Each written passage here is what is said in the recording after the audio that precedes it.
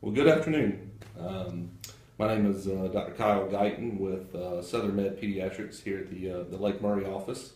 Let me start with an apology. All right, this is the first time we have done this. So if there are any unforeseen technical difficulties, I will certainly give you the name and number of the couple people at the office you need to contact about that. Based off the unforeseens, just try to be patient with us if you don't mind. So the reason for this talk is that Dr. Delaney and myself have heard the concerns. We've seen the call volumes. We've seen the things that are posted on social media, the fears, the questions, the concerns, and it's tough. It's tough being a parent. It's tough to know what to filter out. As in what's accurate, what's questionable, and quite frankly, sometimes what's just not true. And so, what I wanted to do today was just take a minute, and I appreciate you just taking the time to stop in with us and look at the best information we have at hand. So, the way we foresee our role and our responsibility as your care provider is that it is up to us to present you with the best knowledge that we know available. And then collectively, we need to make a decision that will work best for your child. With that said, what we will do today is I want to actually walk you through some of the resources that we use to help sort of translate that information onto you, so that way you can make the most informed decision you can regarding your child. Specifically today around flu. This is just an unseasonable year. It is something that has flooded our offices with telephone calls, concerns, and visits. And so we appreciate you being patient with us as we work through the volume. And certainly we're here to address any of your questions, your concerns. And first and foremost, please do not ever hesitate to call. That's what we're here for. So don't sit out there on an island. Call us and help us walk you through this. So we're going to turn our attention now to a website that we use. This website is updated weekly. So this is the most up-to-date information we have. Now this information is still about a week behind because it does take some time to process the data and to begin to roll that out to the public at large, if you will. So let's turn our attention to the website here. So if you look, we go to our favorite home screen, Google, and we type in CDC Flu View. Okay, it's going to pull up this, which is in fact this same page over here. So we're going to go over here because I already have it pulled up. So CDC Flu View, as you can see, this report is up to date through January 27th, 2018. The CDC is one of the foremost resources that we use when it comes to infectious disease within the nation. And so really three governing bodies that we look at: Centers for Disease Control based out of Atlanta, the American Academy of Pediatrics, which of course is our governing body, and then the National Institute of Health, which is where you will see a lot of studies published, be it around medications, disease processes, different things like that. And so when it comes to infectious disease, CDC is probably the go-to resource, if you will. And so they have developed essentially a very large task force and a very large network to surveil for the flu during flu season. And so as we walk through this, you're going to see a lot of charts and a lot of different things. And so we'll take our time and just kind of walk through it. And of course, all of the questions that have been submitted, and thank you for that. We will attempt to answer as many of those questions throughout this talk, but most importantly, if there is a question specific to your child, we want you to reach out to our office directly, and we are happy to answer those and get you in if you need to be seen. So here we go. Probably one of the first questions that we get is just how bad is this flu season? How, comparatively speaking, is this a normal flu season for us? Is it more? Is it less? And so if we look at the data here, you'll see these different regions. Well, the nation is basically broken up into 10 regions. And you can see here how that looks. As you can tell, we are, of course, in the yellow shaded area, which is region 4. Okay, so if we go back, then you will see that it's almost like a voting precinct. There are multiple offices throughout the states that are testing sites and centers for the CDC. Here at SouthernMED, we were one back in the 2009 H1N1 or the swine flu. You may remember that. And so what would happen is if we had a child come in, and you're going to see this term called ILI. ILI stands for influenza-like illness. Basically, that means a child who comes in with a fever more than 100, has cough, sore throat. Those are sort of the criteria used to determine, is this a patient who would be considered a possible flu, possibly having the flu. So we obtain, of course, usually a swab in the office to test for the flu, and then we will actually obtain a second swab that we will then send off for additional testing. There's only so much that your in-office testing can do. So, for example, we don't do viral cultures, just like you do a bacterial culture, trying to identify a certain bacteria.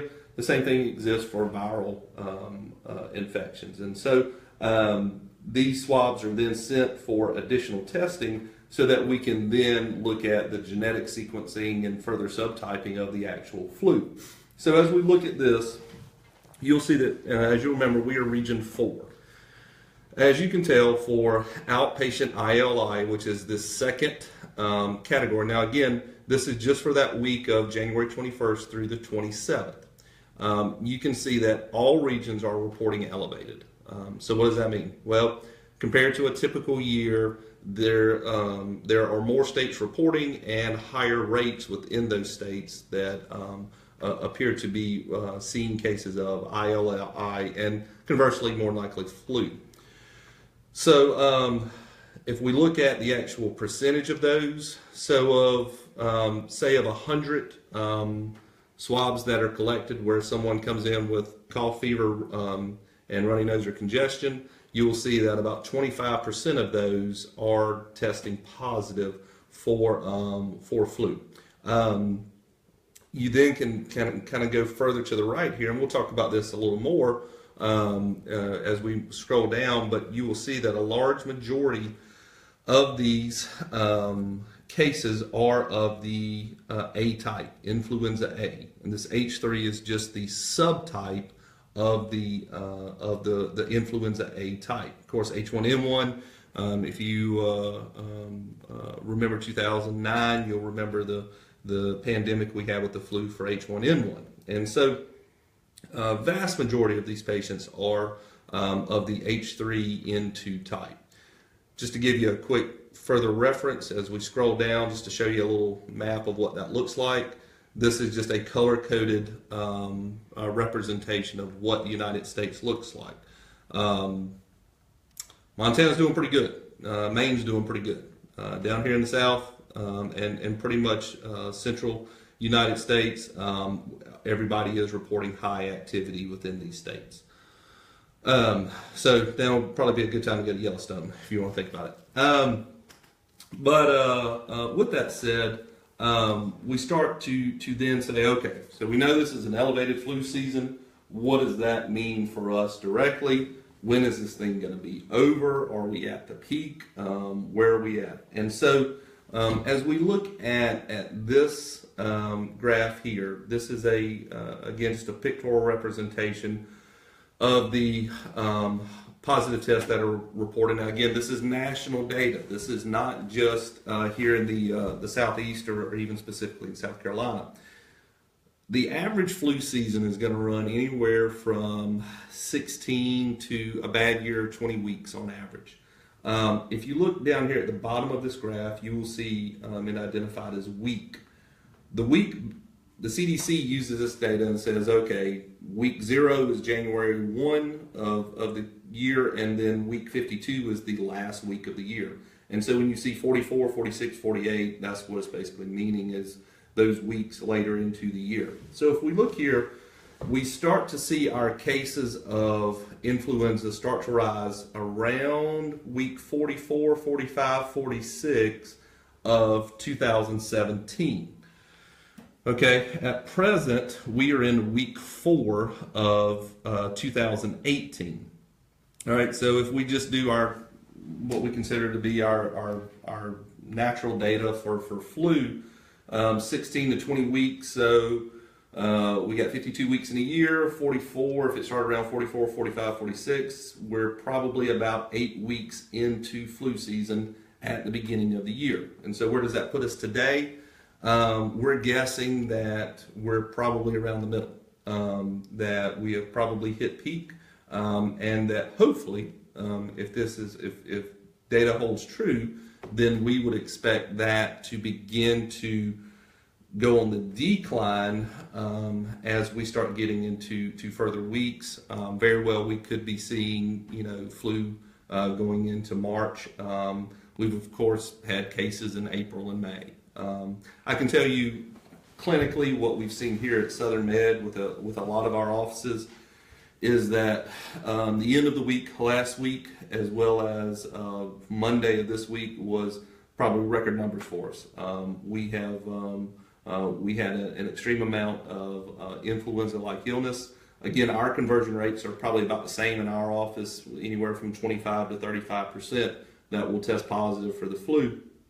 And so, and I spoke with a few of our providers throughout this week, and same sort of feeling is that maybe things are a little less towards the end of this week than they were at the end of last week and this weekend and first part of this week. So if the data holds true, and again, this is all best guess because we're going off historical data, we are going off of what our expectation would be.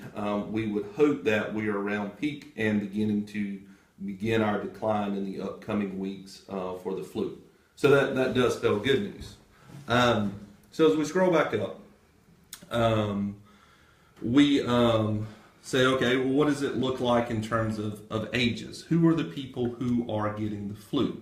And so as we look at some of the representative data, you will see that in this graph, you're seeing ages 0 to 4, 5 to 24, 25 to 64, and then 65 plus age bands. 0 to 4, this side only goes up to 220. 5 to 24 only goes up to 550 as we go further down. And these are number of positive specimens again. This would be a 1,000 scale and then a 1,300 scale. So you can see that there are considerably high rates in the aging populations. Don't worry, I'm a part of that too. Just turned 40, so I'll be right. I'm dead in the middle there. So we're seeing some high rates in the older populations. Younger, we're certainly still seeing plenty of cases. It's still very prevalent, but doesn't appear to be number-wise at least equal to what we're seeing in the older populations. As we look at the actual type of flu, so we had mentioned the different subtypes. So this is a great discussion. A couple questions that we saw on the Facebook post about this. Which one's the good one? Which one's the bad one? Well, it's flu. None of them are good, quite frankly.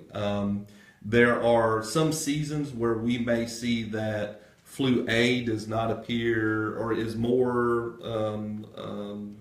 virulent or a little more clinically higher rates of fever and just not feeling well. Some years we see that with certain flu strains. That's really not the case this year, based off at least what myself, Dr. Delaney, and our other providers have seen. We really haven't seen a whole lot of difference between both A and B. And again, these are two big categories: influenza A, influenza B, and then subtypes exist under each one. And so we've not really seen a whole lot of difference between the two this year. It has been where I've seen very, very mild, where the kids are literally running around the room, feel great. They've got a little bit of Tylenol or ibuprofen in their system, fever's down, and they're feeling wonderful. And then we've seen the other end as well, where a patient may be needing a hospitalization for dehydration or whatever may exist. And so we've seen a wide range this year, but consistently, I can't say there's a big difference between A or B with what we've seen. So as we look at the actual percentages, you can see that A roughly accounts for about 80. I'm guessing around 80% of those cases seen. B is counting for around 20%. Of the influenza A, again, there's two big categories, the H1N1 and the H3N2, and then subtyping that was not performed for whatever reason. Of those, about 80% of the 80% were of the H3N2 variety. The other 15% or so were other 15% were of the H1N1. And so if you put those numbers together, basically 65% of cases that we see that are flu positive are usually going to be of the H3N2 type. And I can say that data within our offices has remained consistent with the national data. That's about what we've seen. What does all that mean? So H1N1, you'll remember, was a strain that basically came back in 2009. That was a very rough year because a lot of our population did not have immunity built up to H1N1. Anytime you have a pool of people together, you can almost kind of share immunity, if you will, as a pool. And so the last pandemic or epidemic of H1N1 that we saw, I believe, if I remember correctly, was in the early 1900s, or early 20s, somewhere along in there. And so we had not seen that within our general population for a very long time. And so, of course, there were not many people around who had immunity to H1N1, and that's why we got hit so hard with it. H3N2 is nothing new. H3N2 has been around for the last 50 years, and so this is a viral and a strain of the flu that very much exists. Much more of our population has seen H3N2, and therefore there was some what we call imprinting done within the immune system that you begin to develop that immunity over time. And when you see that again in the future, you are likely to have some protection there. And so, again, nothing new in terms of the strain of the flu. Influenza B, same sort of thing. Again, these are lineages that we have seen before. And so there's not as if we're seeing some new flu that is out there. But one thing we do know that's very much a challenge with the H3N2 is that, and if we scroll down here, I'll show you where that exists on our subtype. So here within the website, as they looked and analyzed these flu viruses that were cultured at the CDC, they also began to do some genetic sequencing of those. Well, here's the sort of key part that we need to pay attention to. That H3N2 revealed extensive genetic diversity. And so basically what that means is that throughout the years, the past 50 years that this virus has existed, it has gone through a lot of drift. There may be a protein here or something that changes, some sort of genetic sequencing that changes, that makes it more difficult to completely isolate. And so viral infections all the time are changing.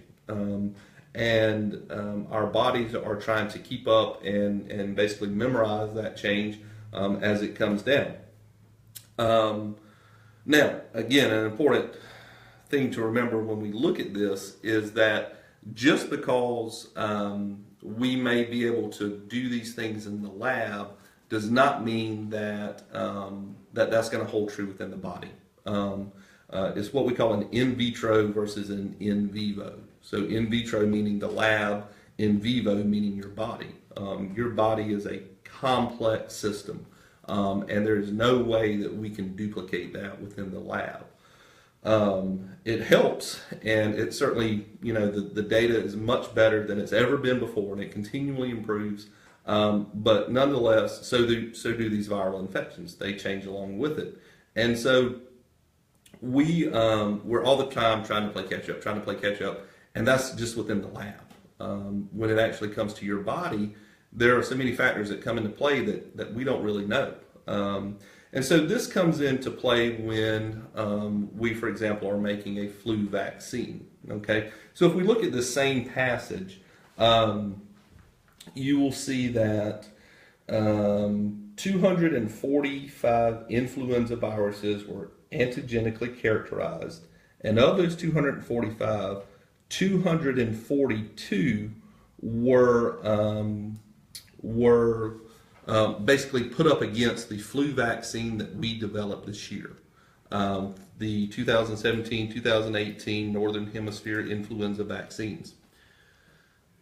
All that to say that 98% of the time in the lab, there appeared to be reactivity of the H3N2 against the flu virus, or the flu vaccine. So that would make you think, great, we should have excellent coverage this year. 98% is a wonderful number, but again, this is an in vitro type of study. This is not in vivo, and so when it comes to your life, your own immune system, it's hard to say. It's very hard to say. Last year we had roughly in the low 30s when it came to patients who got the flu vaccine, but then also got the flu itself. And so you hear a lot of terms thrown around. One we've heard thrown around is this 10%, okay, that the flu vaccine is only 10% effective this year. We don't know, okay. Quite simply, it is too early into the season. We do not have all the data back. We are continually collecting this data, and we'll have it at the end of this flu season to really know. Initial projections would be 40 to 60%. The 10% number came from Australia, where each part of the world is going to have its own little flu season, and they're going to hit at different times. And so, but the one thing to remember is we don't necessarily see the same flu that other parts of the world will see. As you can see, our flu vaccine is a Northern Hemisphere flu vaccine. Southern Hemisphere may be completely different. And so that's probably where you're hearing this 10% number thrown around. Quite frankly, we just don't know. We are hoping that it's going to be around 40 to 60% in terms of success rate with regard to protecting you against the flu. One thing we do know, and one thing Dr. Delaney and myself have seen, is that oftentimes when a patient has received the flu vaccine, but then unfortunately got the flu virus, their course did not appear to be as severe as, say, a patient who did receive or did not receive the flu vaccine. Now, there's always going to be controversy, regarding these and personal opinion and different things like that. But what I can tell you is that there have been some great studies. The most recent study showing, and this is one of our nurse practitioners kind of brought to light to us, was that if you look at pediatric death, which is, again, something we even hate to discuss, but if you look at that as an endpoint, patients who received the flu vaccine, there was a 75% reduction in pediatric death for an otherwise healthy child, and 50% for reduction in a child with very severe medical problems. And so there appear, at least based off of that, there appears to be a lot of protection afforded by the flu vaccine. So if you can and if you're able, we always recommend getting the flu vaccine. In very rare circumstances, there may be a situation where you cannot, and of course we urge you to speak to your provider about that. But to date, that is about the best thing we know in terms of protecting yourself against the flu itself. So, as we kind of push forward through this website, we will say, okay, now that we have gotten the flu, what does that mean for me and for my family? Well, first and foremost, nothing will ever outweigh the benefits of rest and the fact that this is a viral infection. And the best thing you can do is rest. We unfortunately don't have a cure for this. There's nothing we can do to cure you of the flu vaccine. The only thing we can best hope to do is help your symptoms and maybe decrease your infectious risk to others. A lot of discussion out there about Tamiflu right now. And is Tamiflu a good thing? Is it a bad thing? What does that mean? So what is Tamiflu? Tamiflu is it's in the antiviral family, and it seeks to basically degrade parts of the and inhibit certain parts of the flu virus itself.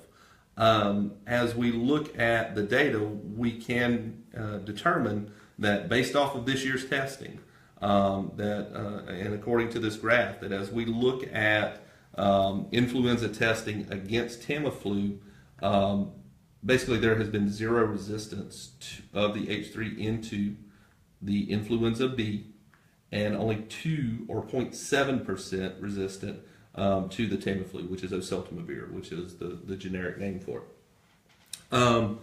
And so, at least from what we can tell, the flu is something that appears to be somewhat sensitive to the Tamiflu this year. So does that mean I should take it? Well, that's going to be a question that needs to be discussed between you and your provider. The CDC does publish at the beginning of every year, they publish their recommendations to us of those patients who should, medication with Tamiflu for the flu should be considered. Now, there's no absolute, but situations in which you're going to want to consider using Tamiflu more than the average patient. And so higher risk for us are going to be younger ages. The CDC really kind of labels that as ages 5 and under, and particularly ages 2 and under. The reason for that is those are the patients who are most susceptible to hospitalization from the flu and some of the complications from the flu. The other consideration is always, are there any other medical problems that are going along with the flu? And so, for example, if a child has asthma, history of wheezing, some sort of neurologic disorder, we saw a couple questions posted about different disorders and things. Those are just going to basically rank you higher and higher in terms of consideration for the Tamiflu should your child develop flu. And so, and of course, age. And then it also leaves open that any situation in which heavy consideration should be given to the household as well. And so, as we look at the CDC recommendations for Tamiflu, those are all the things we have to take into consideration when we're deciding to use Tamiflu or not use Tamiflu. As with any medication, and even any of the alternative medications, there's always the potential for side effect. Of course, allergic reaction being one. If we see or probably the most common call we're going to get for Tamiflu is going to be GI upset. You again just have to make that determination of what is the cost in terms of not just the monetary cost, but what is the cost of giving the medication in terms of, are we having abdominal pain, are we having vomiting, versus what is the potential perceived benefit. Tamiflu looks to decrease your viral shedding of the flu. as well as looks to decrease at least the symptom duration. That symptom duration can be a decrease by anywhere from 12 to 36 hours. So you could see anywhere from a half of a day to a day and a half of benefit from taking the Tamiflu. Again, is it worth it? That's one of those discussions that's best left between the provider and the caretakers. And so each situation is going to be different, not only specific to the child, but specific to the home environment and all the considerations that have to go in there. And then there's always a question about, well, what are some other things we can do? Are there other alternatives? Are there other things that are out there that may be of help? If you go to your local pharmacy or drugstore, you're going to see a ton of options out there. We've done some looking. One of the common questions we get is elderberry. What is that? And so elderberry is basically where they're taking extract from the actual elderberry and looking to benefit from the antioxidant qualities of the elderberry. Actually, some pretty good studies for patients with respiratory symptoms. Specifically, they have looked at it with regard to flu. And so elderberry has been commonly sort of used and even just sort of historically used to treat those type of symptoms. Unfortunately for us, there in the pediatric world, it's very difficult to do studies in children. And so it makes it increasingly difficult for us to say absolutely elderberry is 100% completely safe with your child. It would not be right for me to say 100% absolutely correct. Is it more than likely? I would think so, but again, we don't have the studies to back that up. And so the best consideration there is always just to discuss it with your provider and see if you can come up with a plan that protects and treats as best we can. Keeping fever down, Tylenol, ibuprofen, lots of fluids, and rest are probably the keys to the flu. As we look at containment and spread, what do we do to kind of help prevent the spread of the flu? Believe it or not, the flu is actually a pretty wimpy little virus when it comes to cleaning agents. You don't have to have necessarily sophisticated cleaning agents to treat the flu. We do know that it exists. It can exist on a surface for up to 48 hours, and so that's 2 days that you can see the flu kind of hang around in a soiled or dirty area.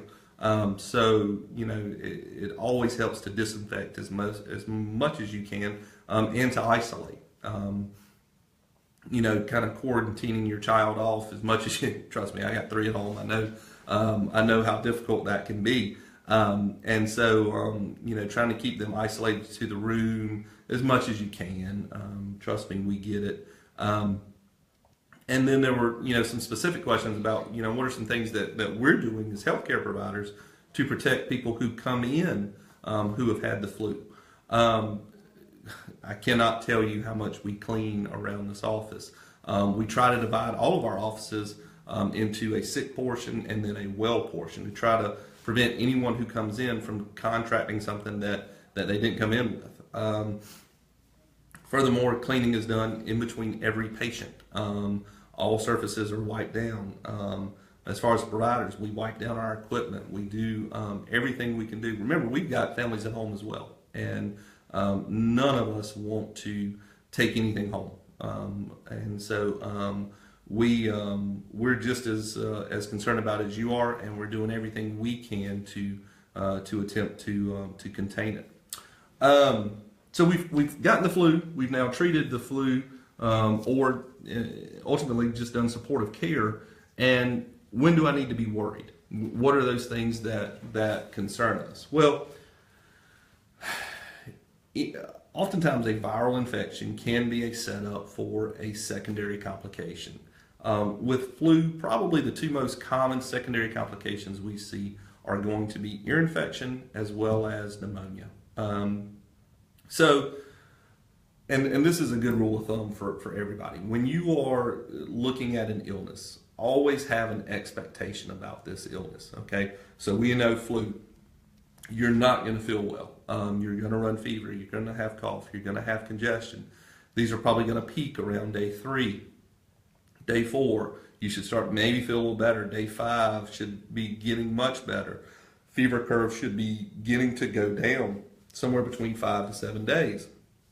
And we would not anticipate if all of a sudden you didn't have fever on day 4, but then again suddenly on day 7 flu or fever erupted. That would not be something we would expect.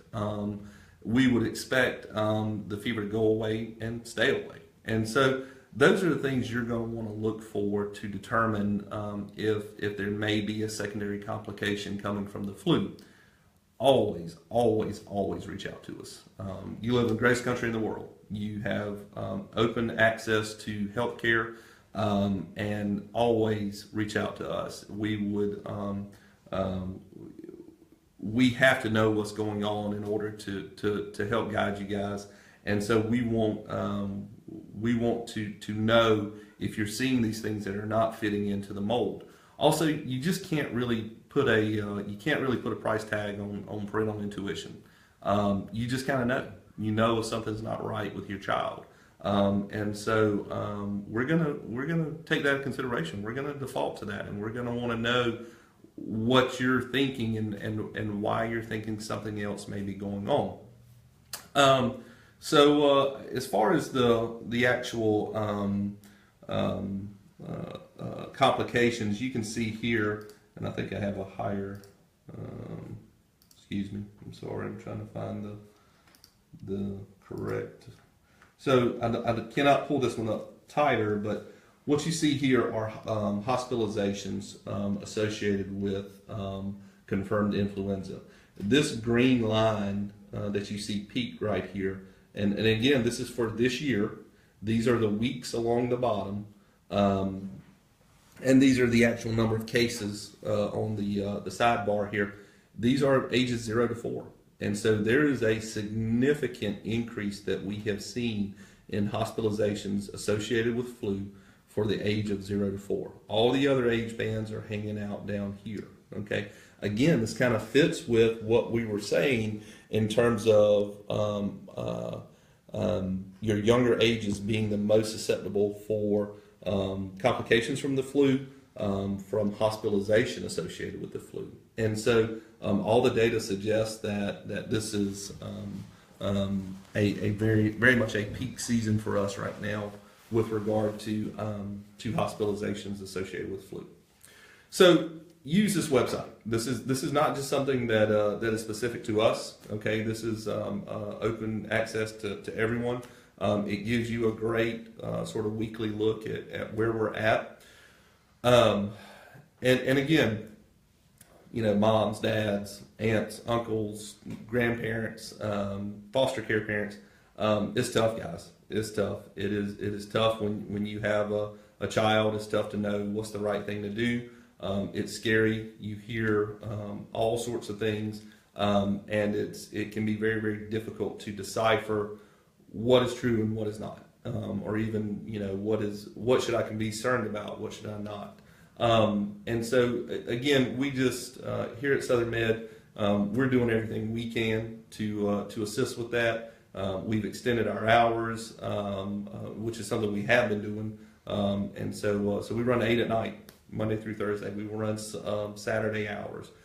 We've added on providers. We've added on appointments. We've done everything possible to attempt to come meet you guys and to walk alongside you guys as y'all deal with the flu, and just the fear associated with it. So again, I appreciate. I think we're out of time. 12:54. I'm actually over time, and so I appreciate you stopping by and kind of hanging out with us. And certainly don't hesitate to call us. And most importantly, Dr. Delaney turns 40 tomorrow. Okay, so we need to make sure that y'all reach out to Dr. Delaney, make him feel the age that I feel. So I appreciate you guys, and let us know if we can help. Take care.